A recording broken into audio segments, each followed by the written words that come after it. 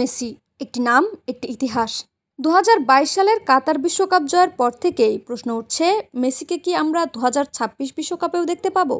বয়সের ভার, চোট সমস্যা এবং ফুটবল ক্যারিয়ারের ভবিষ্যৎ ভাবনা সব মিলিয়ে মেসির পরবর্তী বিশ্বকাপে অংশগ্রহণ নিয়ে জল্পনা তুঙ্গে।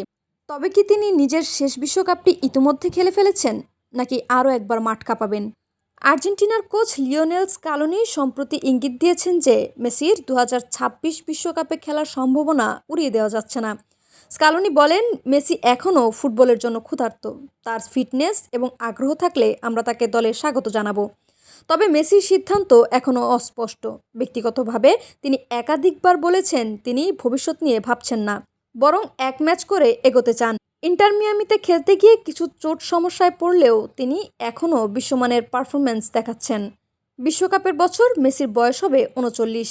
এটি নিঃসন্দেহে তার শারীরিক সক্ষমতার জন্য বড় চ্যালেঞ্জ।